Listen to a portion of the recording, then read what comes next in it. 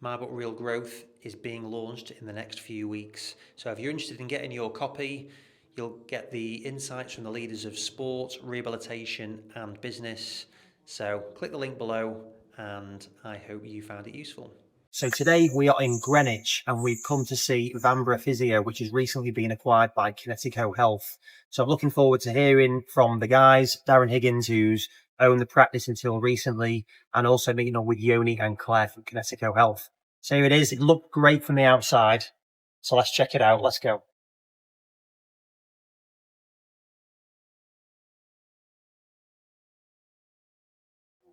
I get to see a lot of practices on my travels, and this one already is really cool. It's got a very nice Scandi vibe.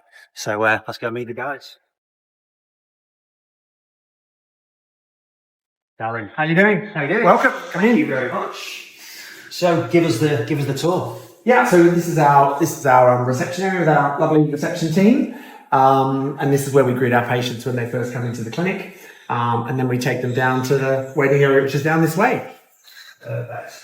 In terms of the decor, then, this is very stylish Scandi vibes. Yeah. Where's that come from? I have some sort of long-term influence in sort of family in Scandinavia, so really wanting something that was sort of clean lines, easy to look after, but kind of felt. I think one of the things about the Scandinavian vibe is that it's very, it's the hygge, it's the very sort of relaxing kind of vibe, and that's sort of we want people to be able to come in here and kind of relax, get ready for their physio or their massage or their Pilates or their PT. So we wanted it to be welcoming, clean lines, but also kind of help people to relax and feel safe and feel looked after.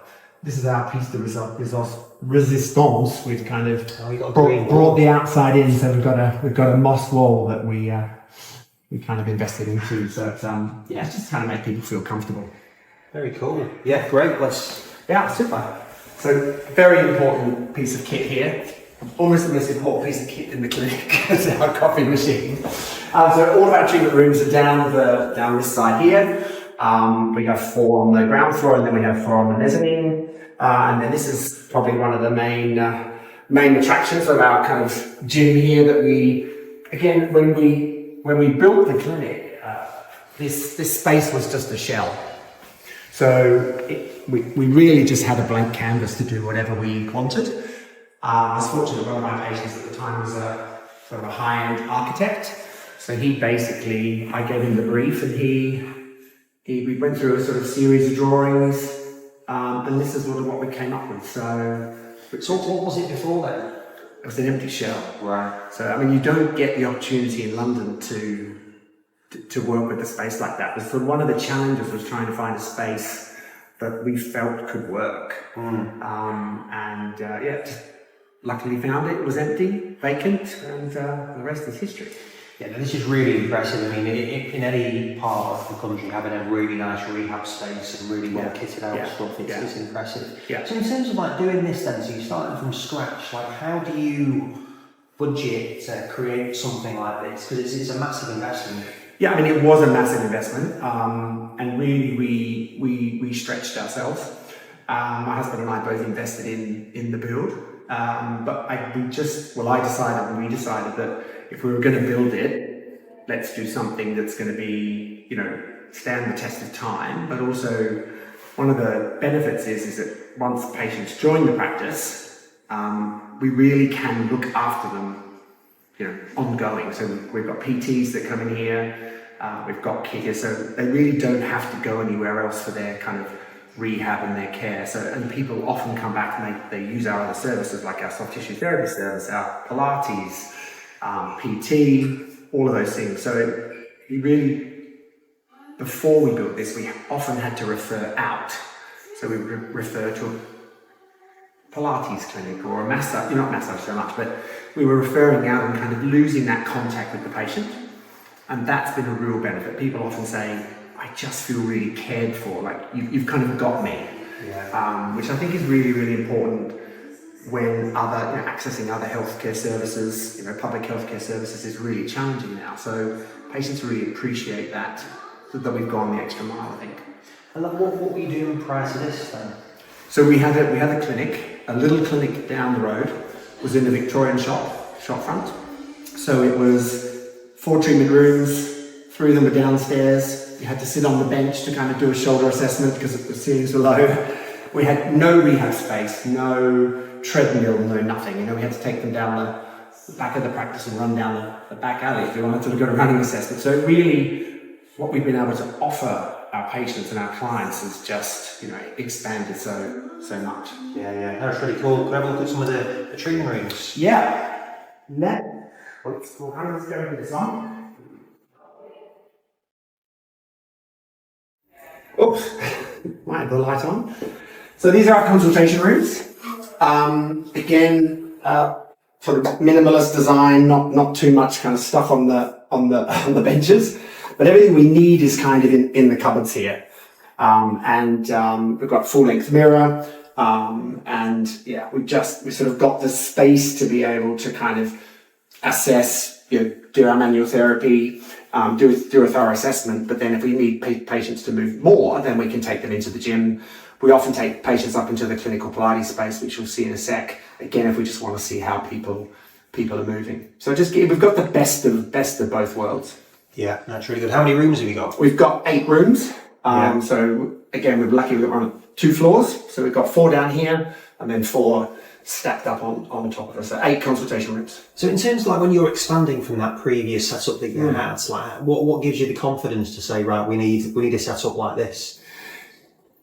Well, I signed my life away at the beginning of January 2020. So we were bursting from the seams at our old clinic. We decided that we would take the plunge and we would kind of go for it. And then obviously COVID hit. So that was a couple of challenging years sort of going through COVID and coming out of COVID. But we were literally bursting out of the old clinic. So, and we really just decided and took the kind of the punt really. Well, not really the punt. We kind of had worked out that, we could probably, with the clinical Pilates, with the gym, the PT, the massage services, that we'd grow into the building quite quickly. Now, there was a bit of a delay because of COVID, but actually it didn't take long for us really to kind of build, and we still have capacity to build. So we're not sort of bursting out of the seams of this place yet, but that's obviously the plan to have all the rooms, working to capacity and being able to help as many people as we can. Yeah, and before we go and chat with the guys as well, and so when did the first conversation start having with Kinetico Health? They started in probably early 2024, and in the I think what's happening in the market is that more and more clinics are being contacted by groups or other individuals wanting to buy practices, and I'd had a not so pleasant experience with another group probably 18 months before that. And so when the first contact came from Yoni, I just kind of, you just delete the email, delete. But he was extremely persistent. I just thought, look, there's no harm in having a conversation. And right from the get-go, I thought these guys are actually different. So we sort of had a face-to-face meeting. And they told me what their vision was, what their plan was. There was no intention. I had no intention of, at that point, to sell at all. It wasn't the plan. But I'm at the latter part of my career potentially, so there was always sort of a number of options in the exit strategy, and one of them was to sell. So we just started that exploration. Very good. Great, yeah, no, we can touch base more with the guys a bit later on. Brilliant, sorry for interrupting at all. No problem. I'm interested, who gets to sample the coffee then? Anyone, everyone. We offer as part of kind of when people come. I think sometimes it's the physios that are actually, not me, that's drinking more coffee than anybody else. But it's very, very good coffee. Okay, so we'll head upstairs.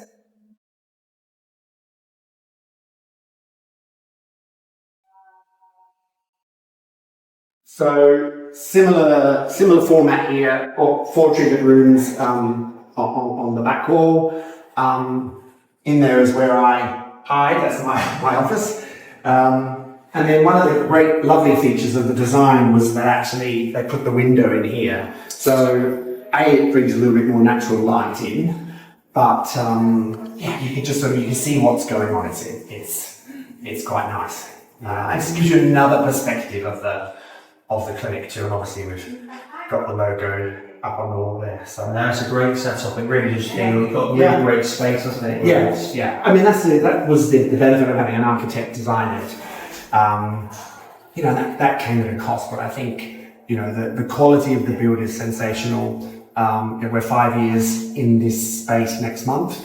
People come in and can't believe that, the space is 5 years old. It definitely feels very fair. So like when it's a big decision then for considering to sell, because you will have invested so much, not only money in it, mainly money, but also energy, passion. Yeah. You can see how meticulously it's been done. Even the staff room's like beautifully done. It's not like that's just some pokey little space there. So like how emotional has it been for you in terms of that? I think that there comes a point when you run your own business where it's kind of lonely at the top, if you like. And I think what was exciting about Claire and Yoni's kind of approach was that I really felt that they weren't just interested in buying my clinic and kind of doing whatever with it. They really were interested in partnering with me and with the team. And it was always the plan to kind of at some point hand over the baton to somebody else. I bought the clinic from a lady who started it up, and she had it for 10 years. So it was always my kind of plan to hand it over. And I think this is a really nice way. They're lovely human beings. They're very clever, and they've just brought some aspects to the business that just a perspective that I didn't have. And so I'm learning stuff now as well, which is amazing about business and all sorts of stuff. So it just makes my life a bit less stressful because it's their stress or my stress. Well, a little bit my stress. But actually more importantly, I think it's just that the added value of having their expertise has been really refreshing. Yeah. Good. So let's go through it. Yeah. Brilliant. Well, let's go in there. Let's go and sit around there. So you can hear the shockwave going in the background. Yeah, it is. So this is our Pilates studio. So again, when we built the space, we decided that we wanted to have a clinical Pilates space. The plan was originally not to have the full equipment. We were just going to have reformers and do reformer classes. And then we took some advice, and basically the advice was get yourself a fully equipped studio. Make it something. Have a USP to your offering. There's lots of reformer classes and stuff at gyms and stuff. So we decided to kind of move down that pathway. I'm really passionate about training and CPD, and so the other thing we did was we put in audio-visual stuff. We've got obviously a screen there. So we run in-house CPDs. We've had external lecturers and speakers come in. The plan was to run courses here, but obviously COVID put a stop to that. And that machine's just starting. So we've got a men's health course here in November. We've had a shockwave course here as well. So the plan to all this equipment sort of moves out, and then we've got chairs, and the screen comes down. We've got treatment couches, portable treatment couches. So that kind of the CPD element of it and making this a multifunctional space was important. Yeah, no, it's really, really nice. It's really nice in it as well. Brilliant. All right, well, let's get Claire Yoni and on the chat about it. Super. Brilliant. Claire Yoni, great to see you. So I'm about to have a tour from Darren. What an impressive setup here. So how long have you had Bamboo Physio on your sites? It's been almost 7 months, but we've also known Darren for about a year and a half. No, you're right. Over a year. Yeah, over a year.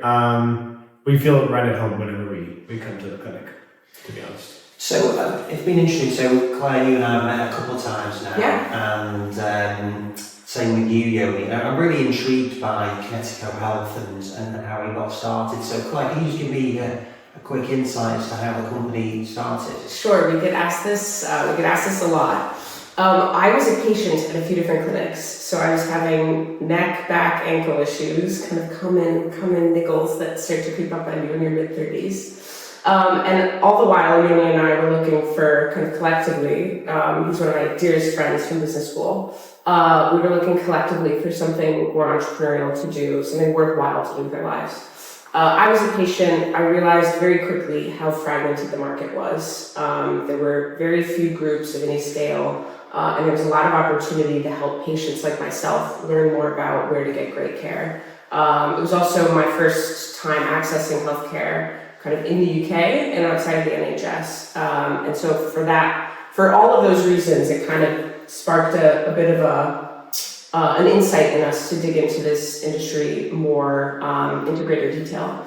And we started speaking to clinics. We started thinking about how we could help clinics grow. It seemed to us that this is definitely a growth market. Private MSK in the UK outside of the NHS has a lot of tailwinds behind it, and we thought we could help pair exceptional clinics that were already offering exceptional care with our ability to help patients find those clinics and kind of smooth out and create some kind of benefits of scale across a wider group. And so that's sort of our background and our skill set. That's kind of the skills that we bring to this type of partnership. And then starting almost exactly a year ago now, so we're almost at the 1 year anniversary of Kinetico, we acquired our first 2 clinics. One is called the Good Health Center up in Leeds, and the other is called the Waldegrave Clinic in Teddington. And it's been a wild ride. And then, of course, we brought Vandra in 6 months after that, so we're at 3. We also have a few more coming in, hopefully by the end of the year, which we're really excited about. And yeah, it's been a wild ride so far, but we've learned a lot. I think I think our clinics would all say that we've helped them in quite a lot of ways. We've been good partners. We've helped grow the clinics. We've helped bring on more practitioners. We've helped grow the patient base. And for all that, we're incredibly happy to have entered the market. Yeah, I've got some questions around some of the things you mentioned there as well. But just to go back for you guys, so where were you at business school? We went to business school at Harvard in the US. She's American, so the US has always been home to her, but it was my first real foray into living in America. And I came to London right after, Claire did as well, sort of simultaneously but separately. And London is now home. It's been home for about 7 years, and we're very, very happy here. That's really cool. Harvard's got an amazing reputation. You see it on all the movies and so on. So when you were doing your business degree and your MBA, I mean that's I've debated doing an MBA for a while, but do one at Harvard. Like, what were your goals before you were injured? Like, what were you thinking you were going to do with your MBA? That's a very, very good question. I think probably our answers are going to be slightly different, but I will say I went to do my MBA precisely because I didn't know exactly what I wanted to do, and I wanted to be in a place that would really inspire me. So I would be surrounded by people that are doing really interesting things that are very different to anything that I had been exposed to. I think one of the things that we learned in business school, or that were really ingrained in our minds, was really try to think bigger than just a career, and try to think about what does this mean beyond just yourself, and think about your next step as part of a much bigger puzzle. So I think that definitely planted a seed in my mind about thinking about, focusing on sectors and focusing on strategies that would sort of have a lasting impact. One of the reasons why we love this space is because very few industries can say that they really help people feel better, move, spend time with their family members, and just all around get people to a much better place than they were before they became patients. So it was a huge inspiration for us. And yes, I'm losing my train of thought, so I'll pass it over to Claire. Yeah, I always wanted to be an entrepreneur, but it's a very common path to spend some time as an investor. So I was an investor for many years. And I did that before business school and I did it after business school. But all the while there was this voice in the back of my head that was like, you want to build something meaningful, you want to build something of your own, you want kind of control over your own destiny. And to kind of echo Yoni's point, I mean, I know it gets, it has a certain reputation, Harvard, but the kind of, one of the things they ingrain in us there is become a leader that makes a difference in the world.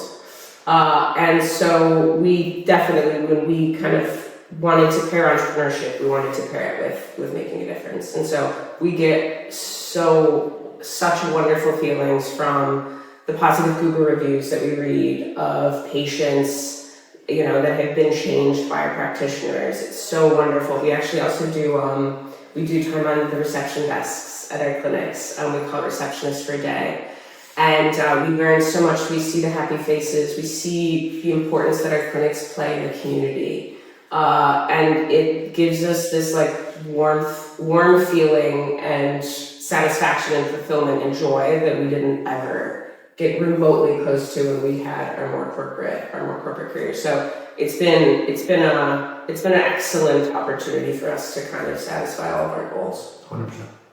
Yeah, I think it's really interesting, and one of the key reasons why I wanted to chat more with you and find out more is because I love learning, I love business, I love the MSK space, I love all of those things and bringing them all together. We have a lot in common then. It's a lot in common, it is a lot in common, but I think one of the things that I experienced, particularly in the UK, I do a lot of work in the US as well, and there's very different mindsets around business, sales, profitability, growth, and sometimes these can be seen as negative words. It's like, well, how can you do that when you're trying to look after the patients? So the fact that you're doing this for good reasons, it's obviously also going to have commercial sense. I think it's really exciting for the industry that you guys, very smart people, see such opportunities within this space to do something good, but also it's got to have the business element of it, or else it's not going to be sustainable. Yeah, we've looked at a lot of clinics, so we've seen the insides of a lot of clinics. There's a really clear, and I think there's I think there are a handful of misconceptions in the market. I think the economics of a large clinic makes sense. It makes sense to have a bigger premise. It makes sense to have more treatment rooms. There are certain fixed costs that every high caliber kind of premium private clinic is going to have. That's going to be rent, rates, utilities, reception teams, a great practice manager, clinical director, the opportunity to spend time upskilling the next generation of practitioners. I mean, more and more people are not necessarily going through the NHS for many years and then entering private. More and more people more and more practitioners want to enter the private market, which means there needs to be kind of time and money allocation for training. Marketing is a huge thing. If you can attract patients to your clinic on your website via marketing spend, and you can allocate that marketing spend across 8 to 10 treatment rooms, it just makes a lot more economic sense. You can also invest in new equipment. You can invest in gym premises that can be used by 8 treatment rooms worth of patients. And so for all of those reasons, and the common theme amongst all of our clinics is that they're large. We think that there's not only going to be consolidation in the industry by kind of the formation of groups, but I also think that practitioners enjoy working at large clinics. They like being part of a team. I think the world where there's individual treatment rooms in gyms or in basements or one-off locations, I believe, and if I was a practitioner, I would really like to work somewhere big with a team, have people to learn from, develop from, share technology across, share patients with. So we also have a very multidisciplinary approach. So a lot of our clinics offer a handful of physio, chiro, osteo, podiatry, massage, Pilates, acupuncture, and the ability to kind of have a patient come in and be able to be serviced across different practitioners that have different strengths and skill sets. I think is a huge value proposition for patients. So that is sort of the foundation of our business model. And the economics the profitability of a clinic just makes a lot more sense. It's a lot easier to run a clinic that is big. I just want to say, I think this narrative of profitability is a bad word, and it comes at the cost of other things that practitioners care about is in my mind actually not a real or doesn't really reflect the reality on the ground. The way we see it is profitability is important, yes, but it is usually a reflection of great care. Unless you're looking at very, very short-term profitability, which we don't focus on, you can only have a successful clinic that is profitable and cash generating, etc., if you have happy practitioners and happy patients, and everything else is secondary. So I don't see that tension point that is widely discussed as a relevant one. The other thing is, it's a growing market. There are more and more people. Like if there were a certain number of clinics in the UK and there was a fixed number of patients that were accessing private care, you could see that it would be a race to the bottom in terms of profitability. Effectively, we would all be fighting for the same patients and we would be price cutting, etc., etc.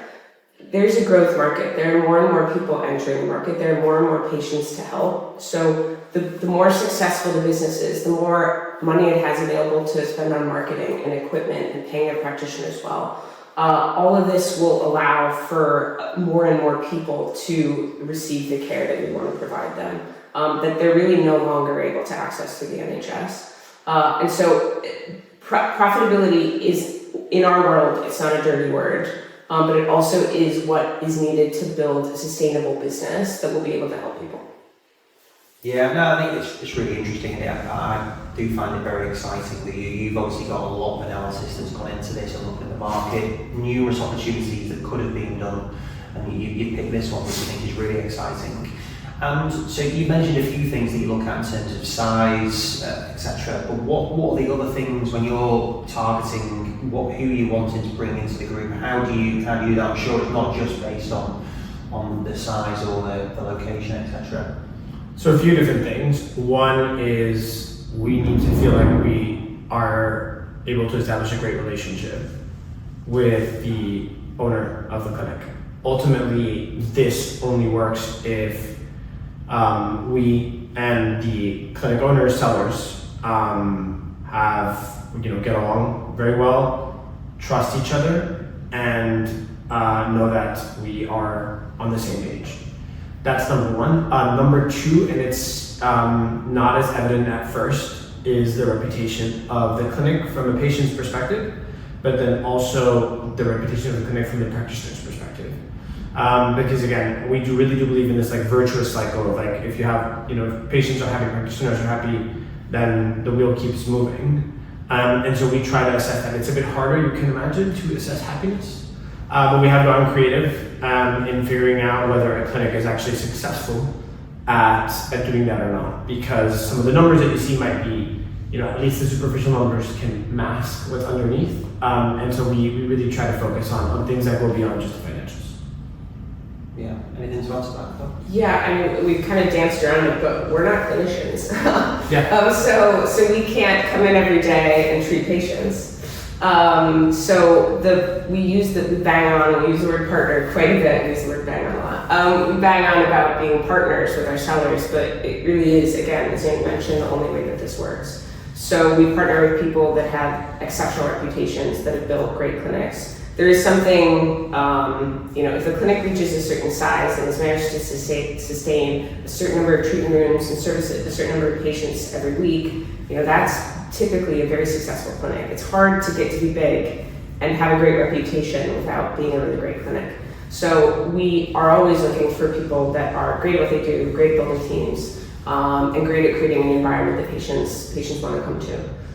It really is we have our skill sets. Our sellers have theirs. We do typically, a seller profile is someone that in the not too distant future is considering a sort of step down into retirement. So we do manage the transition for them to kind of step down as clinical director over time. Everyone has different time frames and everyone has different levels of involvement.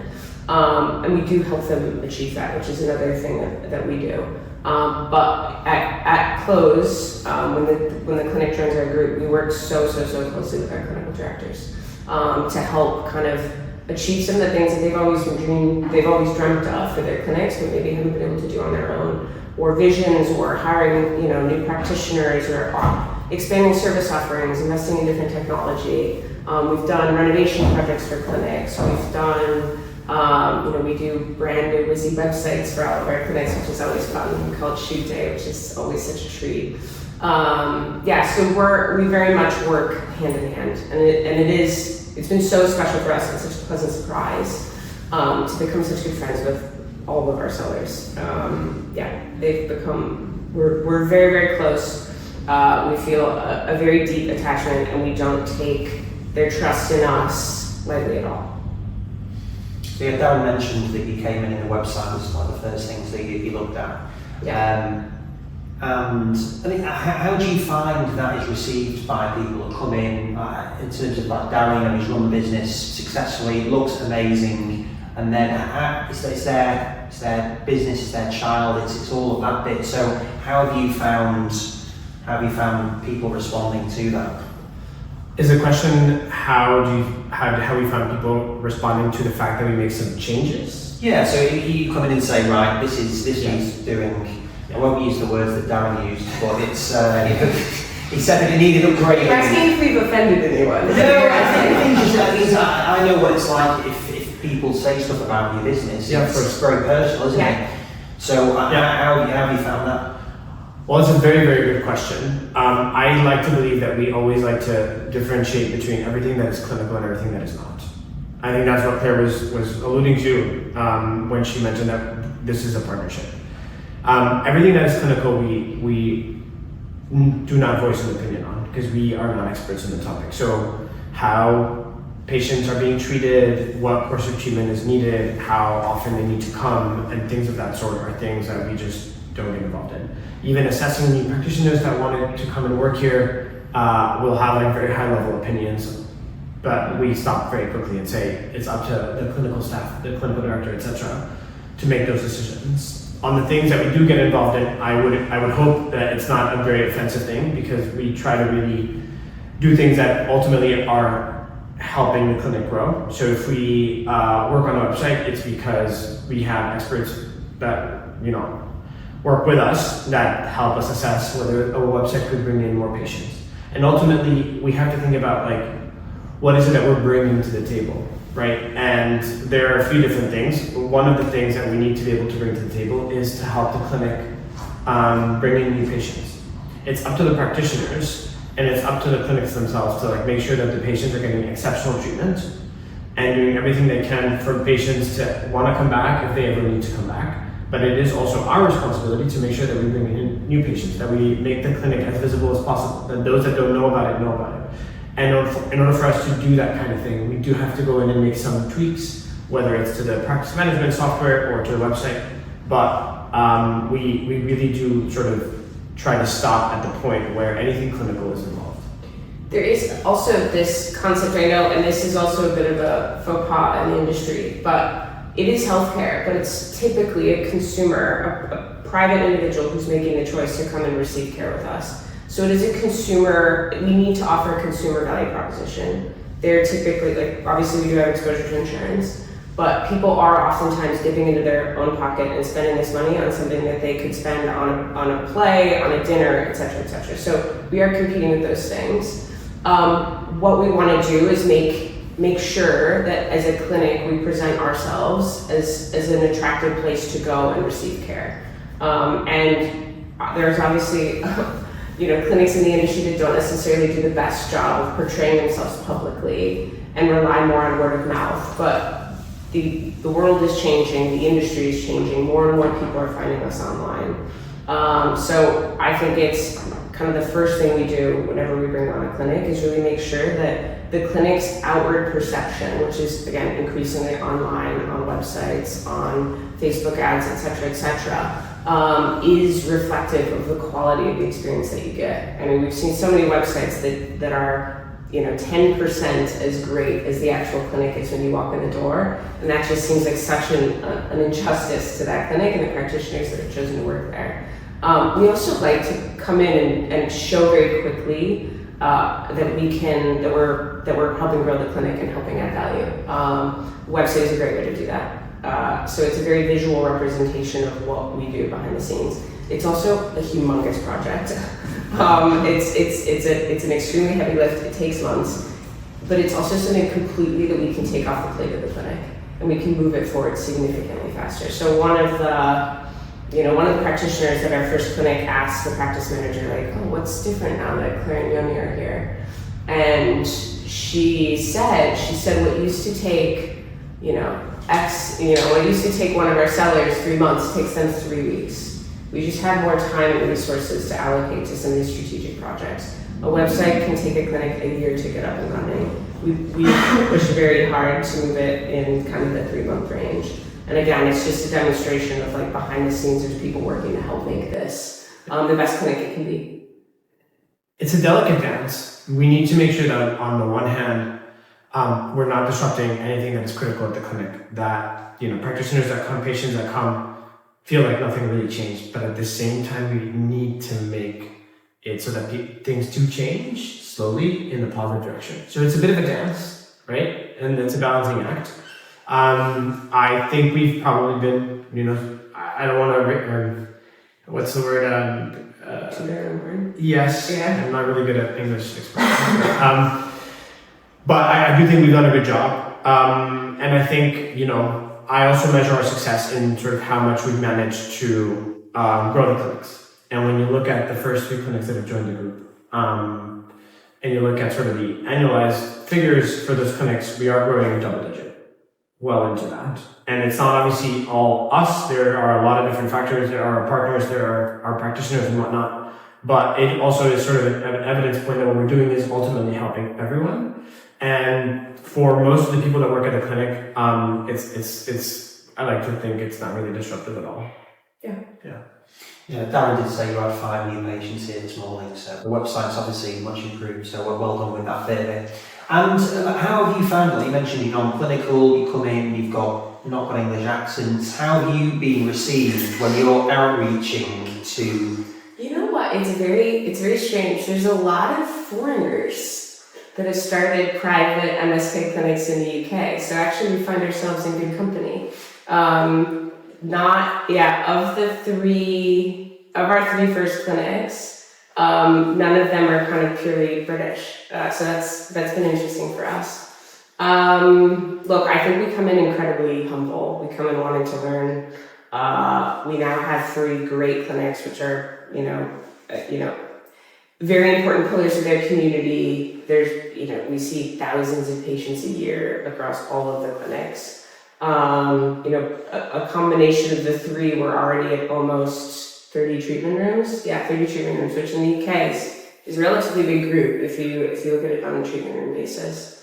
So we also always, and this is key, I think we always very quickly want anyone we're speaking to that's considering kind of selling to us, joining Kinetico, working with us, etc., to speak to our sellers. There are evangelists. They'll tell it straight. They will say, yeah, it was a pain in the ass to move to Kinetico, but they also will say that they really enjoy working with us, and we've built such a great relationship, and the practitioners are happy, and we're seeing more patients than ever. And so I think for us, our reputation, we always want our sellers to, and we work very hard to make sure that everyone feels like they got a really good deal out of working with us. That's like, we go to bed thinking about how else can we help the clinics. We really do.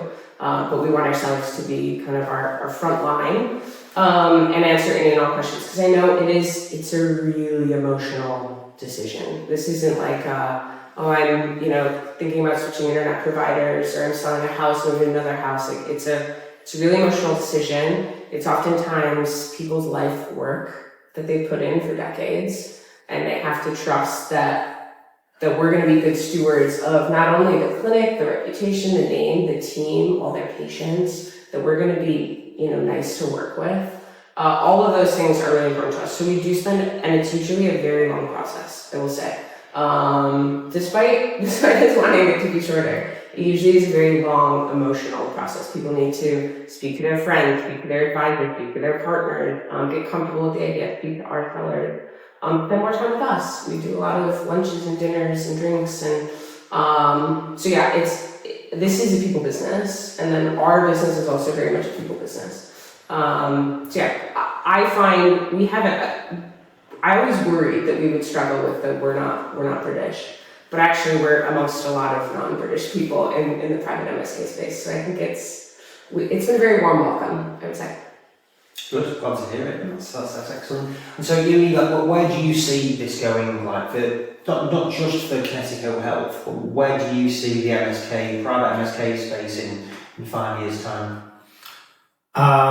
Well, I think you need to look at what other similar multi-site healthcare industries have experienced in the last 10 to 20 years, whether it's in the UK or in similar countries.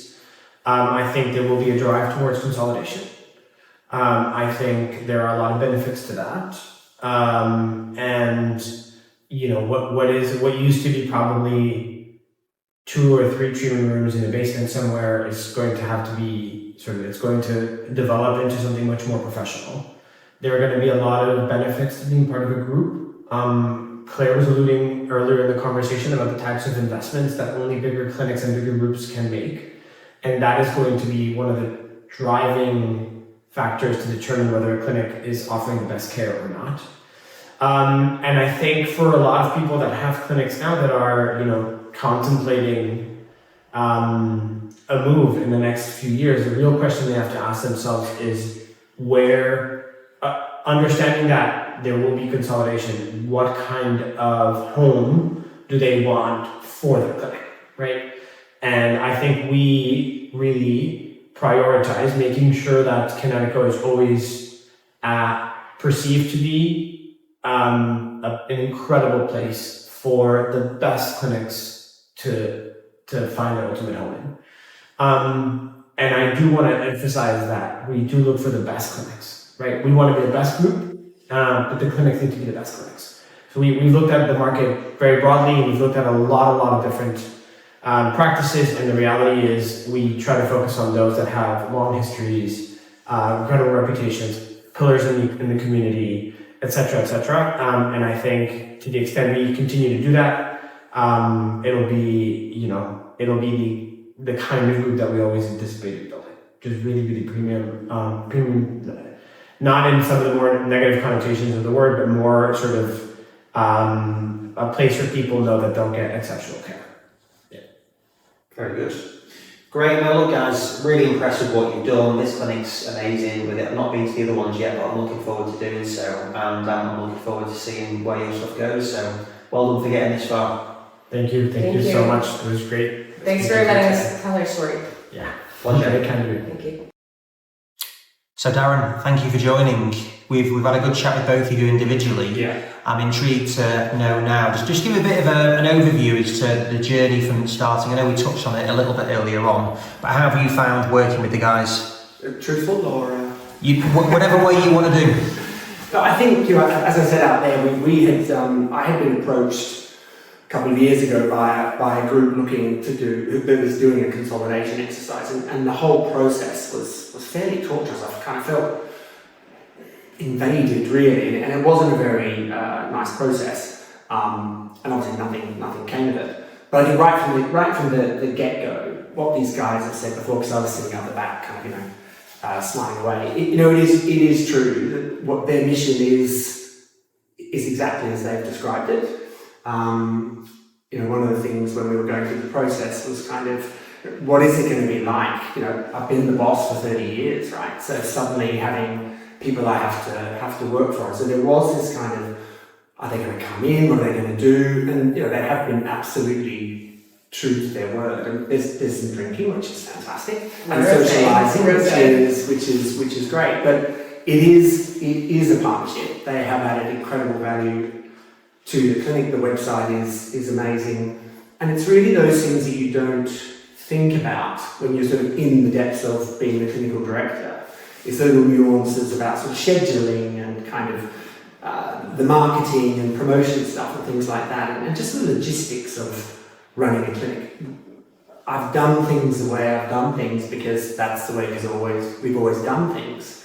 And just having that different perspective, I mean, we've got all these plugins to Kinetico that are like super cool, that are kind of helping make our day-to-day lives easier, and that's kind of, they're obviously a little bit younger than me, not much, but having that sort of innovation, I think, with the tech, that's been really exciting, and it makes our lives easier too, right?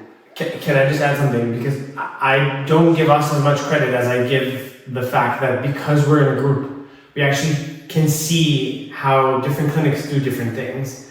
And it really allows us to say, oh, like this is the best in class exercise, right? Like, why don't we do it here?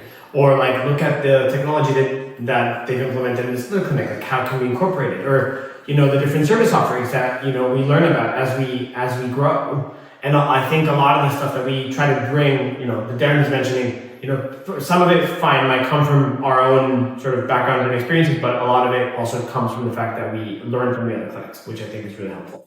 And including from Darren, like there's a lot of things that Darren has implemented at his clinic that have actually now started to be rolled out elsewhere. Yeah. So I think that's one of the benefits of the group. Yeah, I mean we're better together, right? You know, having the chiro and the osteo and the other kind of professions on board too. I mean, we just have physio at the moment, but I'm super excited about the prospect of bringing osteopathy or chiropractic or podiatry, injection therapy, ultrasound stuff. I mean, all of that stuff I would never have thought I could or should go there. But having the confidence with these guys, having had the experience, I mean, that's really exciting. We have we know it's a really hard job. It is a really hard job to be clinical director, see patients, manage practitioners, keep the lights on, make sure the receptionists are happy, checking the fire alarm. It's a big job. It is a big job for one person to run a clinic while still seeing patients and managing practitioners. And we have a ton of respect for that. So the fact that we can be behind the scenes doing these things in full-time hours, what Darren used to have to do on nights and weekends, just gives us a lot more kind of horsepower.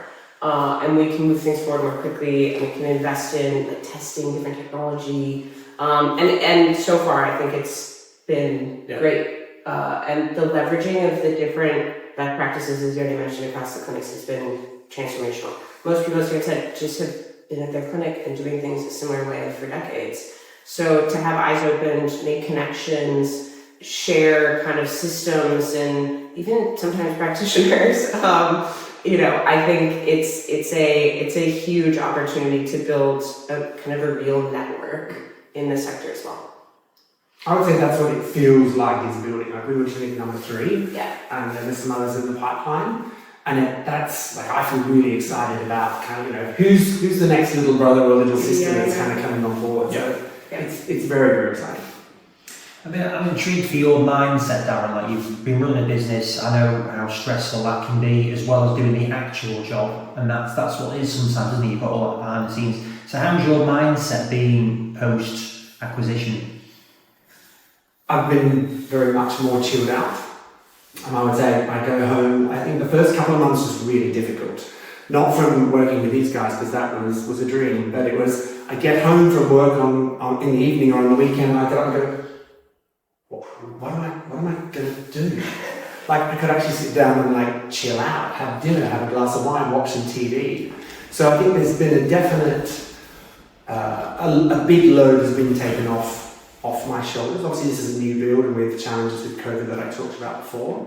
So I think there's less stress. It did take me 2 or 3 months to kind of work out who I was and what I was supposed to do when I came to work. I remember sitting at my desk one day and I kind of sat down, and it was an admin day, and I'm going, I don't have to do that because the guy's saying I don't have to do that. And I'm thinking, what am I going to do? So I think it's also allowed me to focus a bit more on the clinical team. I'm spending more time with the guys and the gals and thinking about how we can improve our offering, improve patient care, all that kind of stuff. So it's helped me focus a lot. And as I said, being the owner of the clinic, the buck used to stop with me. It's a very lonely place to be. I have a brilliant business director, Adam, who's been with me on the journey for a long time, but not, being able to share kind of ideas and stresses, and we've had a few stresses, and, there was always stress running business, but being able to share that amongst, partners it's been fantastic. I'm not wearing all the burden, which is also good. Yeah, no, it's good. We did not ask him to say that. I know. I think Darren brought up a really good point. The industry will benefit from Darren doing more of the stuff Darren's exceptional at. Seeing patients, helping mentor the next generation of practitioners. thinking about how do I create treatment plans for patients, all of that stuff we can't do. And so the more that Darren can spend his time doing that sort of really valuable stuff, and the more we can do the things that are not that valuable, is a great trait, and it will take the industry to the next level.